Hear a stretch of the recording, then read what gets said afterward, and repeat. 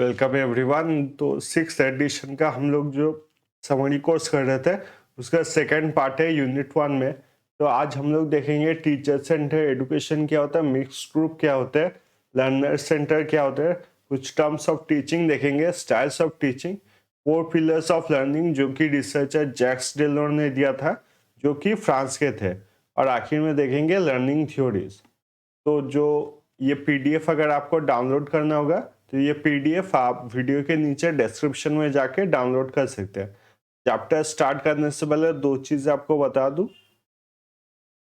पहला तो ये है आपके यूनिट 1 में एक चैप्टर है, मतलब एक पार्ट है MOOC। इसका मतलब है आपका मैसिव ओपन ऑनलाइन कोर्स। तो ये जो पार्ट है ये मैं यूनिट 1 में ना करा के आपके यूनिट 8 में कराऊंगा। तो ये काफ़ी एक लॉन्ग चैप्टर है और इसको पढ़ाने में काफ़ी टाइम लगेगा, और मैं इसके साथ अगर आपको पढ़ाऊँ यूनिट 1 के साथ तो ये आपको काफ़ी कंफ्यूज कर सकता है।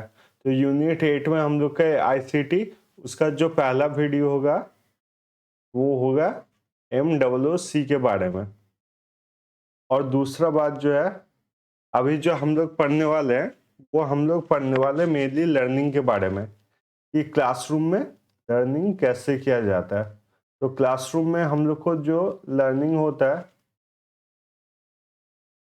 वो दो तरीके से हम लोग एजुकेशन को रिसीव कर सकते हैं। एक को कहा जाता है आपका टीचर सेंटर्ड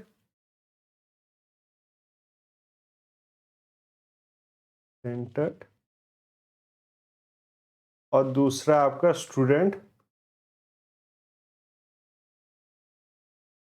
सेंटर्ड। तो टीचर सेंटर्ड जैसे कि आप नाम से ही समझ सकते हैं, टीचर सेंटर्ड में क्या होता है, जो टीचर होते हैं वही हमारे मेन फोकस होता है। एजुकेशन में हमारे मेन फोकस टीचर को ही रखा जाता है। जैसे कि मान लीजिए लेक्चर का मेथड हो गया, इसमें टीचर को ही मेन फोकस रखा जाता है और इन्हीं को कहा जाता है teacher education, teacher centred education. तो ऐसे बहुत सारे एग्जाम्पल्स देखेंगे और इसको हम डिटेल्स में समझेंगे, पर मैं सिर्फ एक को आपको आइडिया दे रहा हूँ। फिर देखेंगे स्टूडेंट सेंटर्ड। स्टूडेंट सेंटर्ड में ठीक उसका उल्टा होता है। स्टूडेंट सेंटर्ड में स्टूडेंट को मेन प्रायोरिटी दिया जाता है कि स्टूडेंट को क्या समझ में आ रहा है या फिर नहीं समझ में आ रहा है, ये मेनली उनका प्रायोरिटी होता है, और स्टूडेंट के अकॉर्डिंग ही सिलेबस और जो पढ़ाई है उसको मेंटर किया जाता है। जैसे मान लीजिए आपको अगर घर में होम ट्यूशन दिया जाए तो आपके होम ट्यूटर जो आते हैं वो वैसे ही पढ़ाते हैं जैसे आपको समझ में आए, और वो आपके प्रोग्रेस की तरफ देखते हैं। तो उसे कहा जाता है स्टूडेंट सेंटर्ड। NTA के सिलेबस में अगर देखा जाए तो आपका टीचर सेंटर्ड और स्टूडेंट सेंटर्ड ये दोनों टाइप ऑफ क्लासरूम एजुकेशन है। लेकिन अगर केफीएस मदन सर के बुक में देखें, इन दोनों को मिला के एक तीसरा ग्रुप बनाया गया जो कि है आपका mixed group.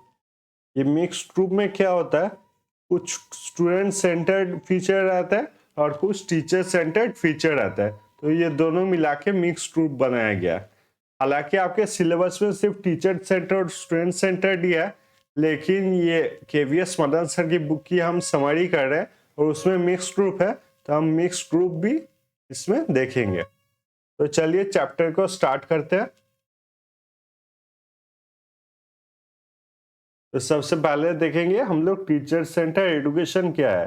Teacher centre education अगर आपको बताया जाए तो टीचर को सेंटर में रखा जाता है, मतलब टीचर के ऊपर सारा फोकस होता है और क्लासरूम जो है पूरे टीचर कंट्रोल करता है। तो इसमें क्या होता है, इसमें सबसे पहला है आपका लेक्चर मेथड जो कि सबसे कॉमन मेथड होता है, और स्कूल में हम लोग सबसे ज्यादा इसी से पढ़ाई करते हैं, जहाँ पर सामने हम लोग के टीचर होते हैं और वो हमें लेक्चर देते हैं और उन नोट्स को हम कॉपी डाउन करते हैं। फिर आता है टीम टीचिंग। टीम टीचिंग में क्या होता है, टीम टीचिंग में हमारे दो टीचर्स रहते हैं। क्लासरूम के सामने आपके दो टीचर्स रहते हैं और वो आके हम लोग को समझाते हैं। ये मेनली आपके, आप अगर देखेंगे कि इंटरव्यू से पहले जब कंपनी अपने बारे में बताती है तब मेनली दो लोग आते हैं। एक आपका पर्सन जो है कंपनी के बारे में बताता है, और दूसरा पर्सन जो है कंपनी के बारे में अगर किसी स्टूडेंट को कोई क्वेश्चन है तो उसका आंसर करता है। तो इसे कहा जाता है आपका टीम टीचिंग। फिर आता है आपका वीडियो प्रेजेंटेशन। वीडियो प्रेजेंटेशन में क्या होता है, क्लास में कोई वीडियो चलाया जाता है, एजुकेशनल वीडियो चलाया जाता है, फिर उस एजुकेशनल वीडियो को रिलेटेड जब वो खत्म होता है उसके बाद टीचर जो है उस वीडियो को समझाते हैं और उससे पढ़ाई से कैसे कनेक्ट करने हैं वो समझाते हैं। तो ये हो गया आपका वीडियो प्रेजेंटेशन। फिर इंपॉर्टेंट आता है आपका डायलॉगिक टीचिंग। डायलॉगिक टीचिंग जो है मेनली आपके रिसर्च लेवल पे किया जाता है। जब स्टूडेंट जो है वो रिसर्च लेवल पे पहुंच जाता है तब देखा जाता है हम लोग का डायलॉगिक टीचिंग। डायलॉगिक टीचिंग में क्या होता है, डायलॉग एक्सचेंज। यहाँ पर आप देख ही सकते हैं लिखा हुआ है कि डायलॉग एक्सचेंज होता है between the student and the teacher. मतलब स्टूडेंट अपना कुछ ओपिनियन देते हैं और फिर टीचर उस ओपिनियन को करेक्ट करके बताते हैं। फिर आता है हम लोग का डायरेक्ट टीचिंग। ये भी काफी इंपॉर्टेंट है। डायरेक्ट टीचिंग मतलब क्या होता है, डायरेक्ट टीचिंग का मतलब होता है डायरेक्टली आपको जो इंस्ट्रक्शंस मिलते हैं। जैसे कि मान लीजिए ये जो वीडियो आप देख रहे हैं ये हो गया आपका way of direct teaching. Lecture method हो गया आपका डायरेक्ट टीचिंग, जो कि आपको डायरेक्टली कोई इंस्ट्रक्शंस दिया जा रहा है। लेकिन आपका अगर बोला जाए होमवर्क करने के लिए तो वो आपका डायरेक्ट टीचिंग नहीं होगा, क्योंकि क्या है उसमें आपको खुद से पढ़ाई करना है और बाद में टीचर का हेल्प लेना है। तो डायरेक्ट टीचिंग क्या है, किसी भी तरीके से अगर टीचर डायरेक्टली आपको कोई इंस्ट्रक्शन दे जो कि आपके एजुकेशनल पर्पस के लिए बेनिफिट होगा तो उसे कहा जाता है आपका डायरेक्ट टीचिंग। उसके बाद हम लोग पढ़ेंगे मिक्स्ड ग्रुप। तो मिक्स्ड ग्रुप क्या है, मिक्स्ड ग्रुप है आपके टीचर भी इन्वॉल्व रहते हैं और स्टूडेंट भी इसमें इन्वॉल्व रहते हैं। जब दोनों पार्टीज इसमें इन्वॉल्व रहते हैं उस टाइप के एजुकेशन को बोला जाता है आपका मिक्स्ड ग्रुप। इसमें सबसे पहले आता है ग्रुप डिस्कशन। ग्रुप डिस्कशन तो आप लोग को पता ही होगा कि जीडी राउंड जब चलता है तो एक टॉपिक दे दिया जाता है और उसी टॉपिक पे मान लीजिए 10 या 12 जन को एक साथ बोलना पड़ता है, तो वही है आपका ग्रुप डिस्कशन। फिर आता है पैनल डिस्कशन। पैनल डिस्कशन बहुत तरीके से ग्रुप डिस्कशन जैसा ही है। और पैनल डिस्कशन में क्या होता है, ये मान लीजिए टेबल के पीछे बैठे रहते हैं और ये आप इससे आइडिया लगा सकते हैं कि डिबेट, या आपने अपने कॉलेज या फिर स्कूल में डिबेट कंपटीशन देखा होगा, उसमें आपका पैनल डिस्कशन रहता है जिसमें मान लीजिए दोनों टेबल के आर पार 4 जन बैठे हुए हैं दोनों टीम में और वो किसी एक टॉपिक के ऊपर कोई आर्ग्यू करता है। ये अगर फॉर बोलेगा तो इसको अगेंस्ट बोलना होगा। तो यही होता है आपके पैनल डिस्कशन में। फिर आते हैं ब्रेनस्टॉर्मिंग में। ब्रेनस्टॉर्मिंग में क्या होता है, कोई आइडिया होता है और उसी आइडिया के बारे में सभी कोई अपने ओपिनियन देता है। मान लीजिए ऑनलाइन एजुकेशन को इंडिया में कैसे स्प्रेड करें, इसके ऊपर अगर ब्रेनस्टॉर्मिंग होगा तो 10 जन जो है अपना आइडिया जो है प्रेजेंट करेंगे और उनमें से जो सबसे अच्छा आइडिया होगा उसे एक्सेप्ट किया जाएगा। तो वो है आपका ब्रेनस्टॉर्मिंग। फिर है आपका प्रोजेक्ट मेथड। प्रोजेक्ट मेथड तो सिंपली नाम से ही पता चल रहा है कि स्टूडेंट जो है स्टूडेंट को प्रोजेक्ट दे दिया जाता है और टीचर एक्सप्लेन कर देते हैं कि प्रोजेक्ट को कैसे बनाना है, कौन सा सीक्वेंस में रखना है, क्या पिक्चर देना है, किसके बारे में लिखना है। तो ये है आपका प्रोजेक्ट मेथड। फिर आते हैं हम लोग रोल प्लेइंग में। रोल प्लेइंग मेनली हम लोग के ड्रामा में यूज किया जाता है। ड्रामा, लिटरेचर ये सब में यूज किया जाता था, जहां पर हम लोग को किसी एक फेमस कैरेक्टर या फिर किसी फेमस हिस्ट्री पर्सनालिटी जो है उनका नकल करना पड़ता था। तो वो है आपका रोल प्ले। फिर आते हैं हम लोग सिमुलेशन पे। सिमुलेशन आपने शायद मूवीज में देखा होगा। सिमुलेशन में क्या करते हैं, एक असली एक्टिविटी जो है उसकी नकल करने की कोशिश करते हैं। जैसा आपने बहुत बार देखा होगा कि पायलट जो है, पायलट्स गो थ्रू सिमुलेशन। या फिर जो नासा के एस्ट्रोनॉट्स होते हैं, नासा के एस्ट्रोनॉट्स को स्पेस में भेजने से पहले 6 महीने उनके सिमुलेशन किया जाता है कि रॉकेट में उन्हें एंटी ग्रेविटी का फील दिया जाता है कि एंटी ग्रेविटी में कैसे रहना है, कैसे काम करना है, सब कुछ उनको सिखाया जाता है। इसको कहा जाता है आपका सिमुलेशन। फिर तो ट्यूटोरियल, जैसे ये ट्यूटोरियल हो गया, दूसरा कोई ट्यूटोरियल जिसमें सिलेबस क्या है उसके अनुसार आपको पढ़ाया जाता है। फिर आता है आपका डेमोन्स्ट्रेशन। डेमोन्स्ट्रेशन आपको सबको याद होगा कि आपके स्कूल में जो है फ्रॉग ले जाने के लिए कहा गया था और फ्रॉग का डाइसेक्शन करने के लिए कहा गया था। अब फिर फ्रॉग को काटने के बाद बॉडी पार्ट्स क्या क्या होते हैं, मतलब इंटरनल ऑर्गन्स क्या क्या होते हैं, उससे पढ़ाई किया था हम लोग। तो ये है आपका डेमोन्स्ट्रेशन। फिर तीसरा आते हैं लर्नर सेंटर्ड पे। तो ये student completely student oriented learning method है। तो सबसे पहले आते हैं हम लोग असाइनमेंट। असाइनमेंट क्या हो गया? असाइनमेंट हो गया हम लोग का होमवर्क। असाइनमेंट और प्रोजेक्ट्स में आप लोग ध्यान रखिएगा, ये प्रोजेक्ट जो है, ये प्रोजेक्ट मेथड, ये है आपका मिक्स ग्रुप। क्यों? क्योंकि जब भी प्रोजेक्ट दिया जाता है तब टीचर हम लोग को गाइड करते हैं, पर होमवर्क में ऐसा कोई गाइडेंस नहीं रहता है। होमवर्क में सिर्फ बोल दिया जाता है कि मान लीजिए 10 से 20 तक जो जो मैथ प्रॉब्लम है आपको सॉल्व करके आना है कल। तो वो हो गया आपका असाइनमेंट। फिर आते हैं हम लोग केस स्टडी। केस स्टडी क्या हो गया? मान लीजिए कोई एक एक्टिविटी है, उसके बारे में हम लोग को डिटेल्स में पढ़ाई करना है। जैसे कि इंडिया में जियो कैसे इतना ज्यादा स्प्रेड हो गया, तो इस चीज के बारे में हम लोग जब पढ़ाई करते हैं तो उसको कहा जाता है आपका केस स्टडी।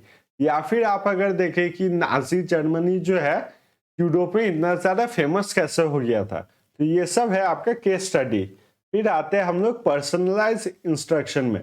पर्सनलाइज इंस्ट्रक्शन वही है जो एग्जाम्पल दिया था कि होम ट्यूटर, कि आपके घर में अगर कोई होम ट्यूटर होगा तो वो आपके लिए रखा गया होगा और वो देखेगा कि आपके क्या वीकनेस है और आपके क्या स्ट्रेंथ है, उसके अनुसार आपको एजुकेशन देगा। फिर आते हैं हम लोग कंप्यूटर एडेड लर्निंग पे। कंप्यूटर एडेड लर्निंग में क्या हो गया? यहाँ पर मेनली बात किया जाता है इंटरनेट के यूज के ऊपर। मान लीजिए आपने यूनिट 1 देखा और यूनिट 1 में कोई एक पर्टिकुलर जो चीज है आपको समझ में नहीं आया। मान लीजिए ये लर्नर सेंटर्ड एजुकेशन क्या होता है वो आपको समझ में नहीं आएगा, तो आप क्या करोगे? इंटरनेट पे जाके लर्नर सेंटर दोगे तो वहां पर बहुत सारे पीडीएफ और पढ़ाई के चीज आपको मिल जाएंगे। तो ये जो आप खुद से पढ़ाई करते हो इसे कहा जाता है कंप्यूटर एडेड लर्निंग। फिर आते हैं ओपन लर्निंग। ओपन लर्निंग की बात की जाए तो आपको सबको पता हुआ है इग्नू के बारे में, जो कि Indira Gandhi national open university. यहाँ पर क्या किया जाता है, डिस्टेंस में अगर कोई बच्चा रहता है, वो स्टूडेंट रहता है, तो उसको पढ़ाई का सब मटेरियल प्रोवाइड कर दिया जाता है और फिर वो अपने टाइम टाइम के अनुसार उसको पढ़ाई कर सकता है और फिर बाद में जाके उसे कॉलेज में जाके एग्जाम देना पड़ता है। इसको कहा जाता है ओपन लर्निंग। फिर आते हैं इंटरैक्टिव वीडियो।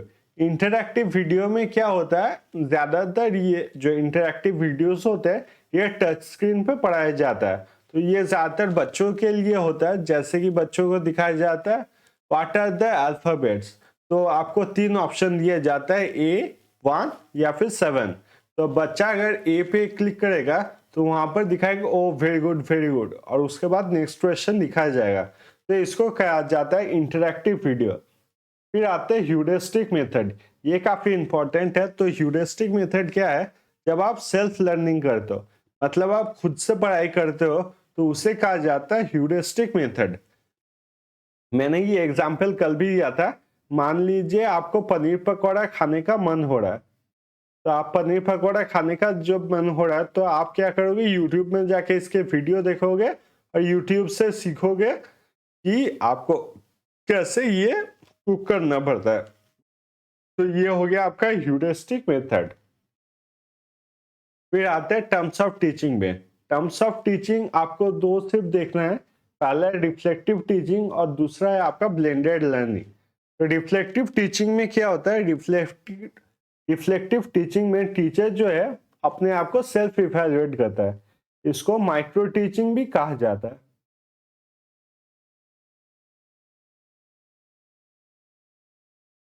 इसमें क्या होता है, टीचर कोई चीज पढ़ाते हैं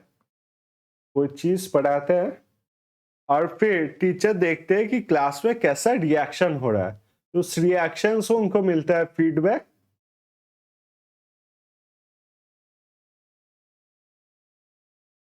और उस फीडबैक से टीचर इम्प्रूव करते हैं। इम्प्रूव करने के बाद फिर से टीचर जो है वो रीटीच करते हैं। तो यही प्रोसेस आपका चलता रहता है और इसे ही कहा जाता है आपका रिफ्लेक्टिव टीचिंग। फिर आते हैं हम लोग ब्लेंडेड लर्निंग पे। तो ब्लेंडेड लर्निंग क्या होता है? ब्लेंडेड लर्निंग में आपका ऑनलाइन और ऑफलाइन दोनों एजुकेशन मिला दिया जाता है। ये आप बहुत सारे कोचिंग सेंटर्स में देखेंगे कि आप लोग को ऑनलाइन एजुकेशन मिलते हैं, जहां पर टीचर्स जो है उनके रिकॉर्डेड क्लासेस आपको मिलेंगे, पर मॉक टेस्ट देने के लिए आपको सेंटर्स में जाना पड़ता है और उन सेंटर्स में जाके आपको टेस्ट देना पड़ता है। तो ऑफलाइन और ऑनलाइन एजुकेशन दोनों जब मिला दिया जाता है तब उससे कहा जाता है आपका ब्लेंडेड लर्निंग। अब देखेंगे styles of teaching. Styles of teaching अगर देखा जाए तो दो है, एक है ऑटोक्रेटिक और दूसरा है आपका परमिसिव। तो ऑटोक्रेटिक का मतलब क्या होता है? तो ऑटोक्रेटिक का मतलब यही होता है टीचर अपने मर्जी से पढ़ाते हैं, टीचर को जो पढ़ाना है वो पढ़ा देते हैं और वो सिलेबस के अकॉर्डिंग या फिर स्टूडेंट से अकॉर्डिंग काम नहीं करते हैं। ऑटोक्रेटिक का मतलब होता है टीचर एक मतलब कैसे बोला जाए, डेमोक्रेसी फॉलो नहीं करते। यहाँ पर एक वर्ड जो है डेमोक्रेसी, वो फॉलो नहीं करते। टीचर मतलब अपने मन मर्जी से उनको जो सही लगता है वही चीज जो है वो पढ़ा देते हैं। तो ये कहा जाता है आपका ऑटोक्रेटिक। और परमिसिव में क्या होता है? डेमोक्रेसी जो है परमिसिव का टीचर फॉलो करता है। तो परमिसिव का टीचर जो है वो स्टूडेंट से पूछता है कि आपको क्या पढ़ना है और स्टूडेंट्स की क्या वीकनेस है, क्या स्ट्रेंथ है, उसके अकॉर्डिंग पढ़ाते हैं। आपको स्कूल में याद होगा कि बहुत सारे टीचर्स जो है क्लास में आते थे और क्लास में आके बोलते थे कि आपको आज क्या पढ़ते हैं। तो वो सारे टीचर्स क्या हो गए? वो हो गए परमिसिव। और जो अपने मर्जी से पढ़ाते थे ऑटोक्रेटिक। जैसे आपको याद होगा कि स्कूल में सिलेबस खत्म हो मतलब एग्जाम स्टार्ट होने से पहले कोई कोई टीचर जो है पूरा साल नहीं पढ़ाते थे और आखिर में एक साथ 7-8 पीरियड पढ़ा देते थे कि स्टूडेंट्स को समझ में आए कि ना आए, बस मेरा सिलेबस खत्म होना चाहिए। तो वो क्या हो गए? ऑटोक्रेटिक। और जो स्टूडेंट्स से पूछते थे कि उन्हें क्या प्रॉब्लम है या फिर उन्हें क्या चैप्टर्स पढ़ने में इंटरेस्ट है, तो वो क्या हो गए? हमारे परमिसिव टीचर्स। फिर देखेंगे 4 pillars of education. 4 pillars of education की अगर बात की जाए तो इसका जो थ्योरी है ये फ्रांस के रिसर्चर जैक्स डेलोर ने दिया था। जैक्स डेलोर ने कहा था कि हम लोग जो भी एजुकेशन रिसीव करते हैं वो मेनली हम लोग 4 कारणों से एजुकेशन को जो है रिसीव करते हैं। उनका जो पहला कारण था, उन्होंने कहा था हम एजुकेशन इसलिए रिसीव करते हैं फॉर लर्निंग टू नो, मतलब नॉलेज गेन करने के लिए, अपने कॉग्निटिव डेवलपमेंट के लिए, अपने ब्रेन के डेवलपमेंट के लिए हम लोग नॉलेज अटेन करते हैं, लर्निंग टू नो। फिर आते हैं learning to do. Learning to do का मतलब होता है हम लोग पढ़ाई इसलिए करते हैं ताकि हम लोग फ्यूचर के लिए क्या काम करें और हम लोग को स्किल मिल सके, मतलब कोई काम हम लोग सही तरीके से कर सके, इसके लिए क्या स्किल चाहिए होता है, इसके लिए हम लोग एजुकेशन रिसीव करते हैं। फिर आते हैं learning to live together. Learning to live together में क्या है? हम लोग सबको सोसाइटी में रहना पड़ता है और सोसाइटी में किस तरीके से सही तरीके से रहना चाहिए, वही है आपका learning to live together. Learning to live together यहाँ पर क्या कह सकते हैं? हम लोग को मॉडल सिखाए जाते हैं कि क्या सही है क्या गलत है, ये सब के बारे में हम लोग को नॉलेज दिया जाता है। और आखिर में है लर्निंग टू बी, मतलब सेल्फ एग्जिस्टेंस के बारे में हम लोग को बताया जाता है कि हम लोग को कैसे सेल्फ एग्जिस्ट करना है। इन सब 4 नॉलेज को मिलने के लिए हम लोग को पढ़ाई करना चाहिए। Learning to do, learning to know, learning to do, learning to live together और लर्निंग टू बी। उसके बाद देखेंगे हम लोग लास्ट में लर्निंग थ्योरीज। तो लर्निंग थ्योरीज अगर बात की जाए तो 3 प्रकार के लर्निंग थ्योरीज है। सबसे पहले जो हम लोग को थ्योरी मिला था वो था आपका बिहेवियरिस्ट। सबसे पहले जिसे फॉलो किया जाता वो था बिहेवियरिस्ट। सेकेंड था आपका कॉग्निटिविस्ट और तीसरा है जो अभी भी फॉलो किया जाता है वो है आपके कॉन्स्ट्रक्टिविस्ट स्कूल ऑफ थॉट। तो पहले था बिहेवियरिस्ट स्कूल ऑफ थॉट। इसमें माना जाता था कि इंस्ट्रक्शंस जो है काफी स्ट्रिक्ट तरीके से बच्चों को देना चाहिए और बच्चे के बिहेवियर में ही एकदम लाना चाहिए कि उसको एडुकेशन मिला है और उसके बिहेवियर से ही पता चलना चाहिए। जैसे कि आपको याद होगा स्कूल में कि टीचर जैसे ही आते थे हम लोग सभी खड़े हो जाते थे और उनको विश करने लगते थे। तो वो है आपका बिहेवियरिस्ट स्कूल ऑफ थॉट। ये तो एक अच्छा एग्जाम्पल हो गया। बहुत सारे इंस्ट्रक्शंस ऐसे दिए जाते थे कि हम लोग को वो इंस्ट्रक्शंस मिलने पे हम लोग को फॉलो करने लगते थे। जैसे बेल बजने पे ही हम लोग को समझ में आता था कि छुट्टी हो गया। तो एडुकेशन बहुत ऐसा दिया जाता था कि हम लोग को एक रेस्पॉन्स मिले वहां से। यहाँ पर माना जाता था एक स्टिमुलस और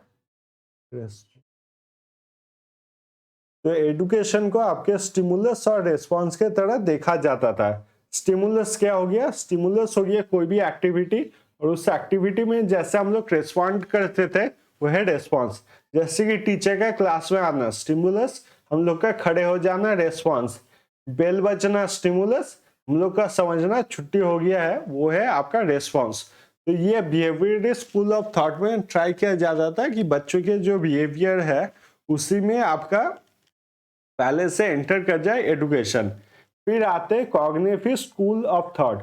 कॉग्निटिव स्कूल ऑफ थॉट में देखा गया कि बच्चों को एज अ रोबोट या फिर एज अ फैक्ट्री वर्कर नहीं ट्रीट करना चाहिए और बच्चों को रट्टा मारने से ज्यादा इंपॉर्टेंट है कि बच्चों को समझ में आए कि वो क्या पढ़ाई कर रहे हैं। तो यहाँ पर क्या हुआ, कॉन्सेप्ट और नॉलेज को अंडरस्टैंड करने पे ज्यादा ध्यान दिया गया, ना कि किसी चीज को रट्टा मारने के लिए, याद करने के लिए। तो कॉग्निटिव स्कूल ऑफ थॉट आप नाम से याद रख सकते हैं कि कॉग्निटिव एबिलिटी मतलब हम लोग दिमाग में एबिलिटी को इंक्रीज करने के लिए ये स्कूल बनाया गया था। फिर लास्ट में अभी जो चल रहा है वो है आपका constructive school of thought. Constructive school of thought में ये माना जाता है कि कोई भी नॉलेज या फिर कोई भी कॉन्सेप्ट जो है वो सिर्फ इसलिए दिया जाता है ताकि बच्चे जो है उस चीज के बारे में और भी ज्यादा पढ़ाई कर सकते और उससे प्रैक्टिकल लाइफ में यूज कर सके। जैसे कि यहाँ पर एक एग्जाम्पल आपको दूंगा। मान लीजिए हम लोग को कॉन्सेप्ट सिखाया गया फ्रिक्शन के बारे में। कॉन्सेप्ट है हम लोग के फ्रिक्शन के बारे में। तो फ्रिक्शन के बारे में हम लोग को जब पढ़ाया जाएगा तो वहां से हम लोग क्या निकाल सकते हैं कि कैसे टायर्स बनाने हैं। क्योंकि जब टायर्स बनाए जाते हैं तो आपको पता ही होता है कि टायर्स जो होते हैं वो रफ बनाए जाते हैं। क्यों? ताकि वो रास्ते से अच्छे से फ्रिक्शन कर पाए और जो हम लोग कार या फिर व्हीकल्स ड्राइव करते हैं वो सब सेफ रह पाए। तो यही हो गया आपके कॉन्स्ट्रक्टिविस्ट, मतलब एक कॉन्सेप्ट आपको सिखाया जाएगा, फिर कॉन्सेप्ट को आप डेली लाइफ में कैसे यूज करोगे। ये है आपका लर्निंग थ्योरीज। तो आज का जो चैप्टर है यहीं पे खत्म होता है। आई होप आपको ये वीडियो अच्छा लगा होगा और अगर अच्छा लगा तो काइंडली चैनल को सब्सक्राइब कीजिए और मिलेंगे आपसे अगले वीडियो पे।